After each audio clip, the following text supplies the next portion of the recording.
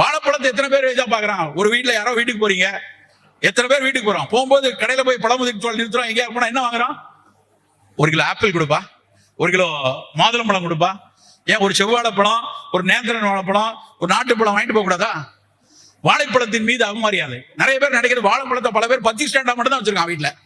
பிள்ளையாருக்கு முன்னாடி வாழைப்பழத்தை வச்சு பத்தியை சொருகி வச்சுட்டு அப்புறம் அதை அழுகி தூர போயிடும்.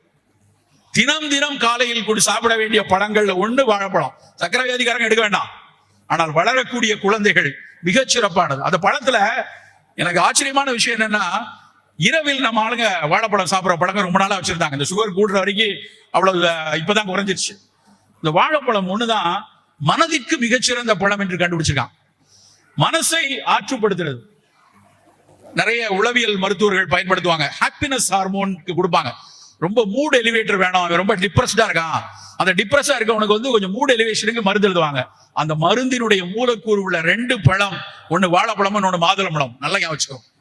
இப்போ உங்களுக்கு அப்பப்ப டிப்ரெஸ்டா இருக்கு, மன எழுச்சி இல்ல, ஒரு உற்சாகம் இல்ல, ஒரு விஷயத்தை ப்ரோக்கியா செய்ய முடியலன்னா தினம் மாதுளம்பழம் ஜூஸ் குடிக்கலாம். ஒரு வாழைப்பழம், சர்க்கரை வியாதி இல்லாதவர்கள் தினம் ஒரு வாழைப்பழம் எடுக்கலாம். எவ்வளவு வகை வாழைப்பழம் நம்ம இருக்கு. களியக்காவலையில இருந்து எடுத்துக்கோங்க, தமிழ்நாடு எல்லையினுடைய அந்த பக்கம் களியக்காவலை, இந்த பக்கம் தருமபுரி, ஒசூர் வச்சுக்கோங்க. ஒவ்வொரு ஊர்லயும் கிட்டத்தட்ட 40 வகையான பழம் நம்ம ஊர்ல மட்டுமே இருக்கு. தோவாளை பகுதியில் மட்டி அப்படின்னு 4 ஒரு பழம் இருக்கு, இவ்வளவுதான் இருக்கும் சுண்டு வரல் அளவுல. அதைதான் வந்து குழந்தைகளுக்கு கொடுப்பாங்க. இந்த வீனிங் பீரியட்ல தாய்ப்பால் முடிஞ்சு திட உணவுக்கு பழக்கும் போது கொடுக்குற முதல் பழம் மட்டி பழம். உடல் அதே குழந்தை ரொம்ப நோஞ்சானா இருக்கு, 2 வயசுல வந்து வெறும் 6 கிலோ தான் இருக்கு அப்படின்னா நேந்திரன் பழம் கொடுப்பாங்க. இன்னைக்கும் கேரளத்துல நேந்திரன் பழம் மாவுல கஞ்சி செஞ்சு கொடுப்பாங்க, பழமாவு கஞ்சி.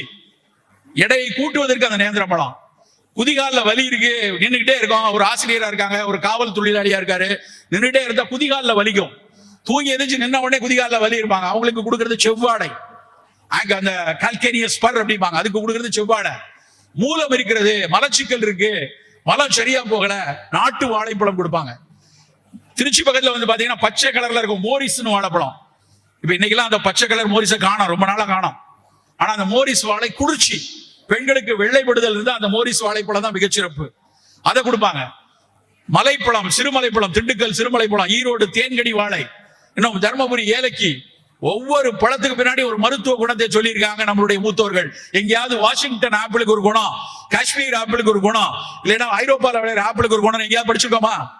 நம்ம ஊரில் இத்தனை மிகச்சிறப்பான குணங்கள் உள்ள பழங்கள் கொட்டி கிடக்கிறது நண்பர்களே.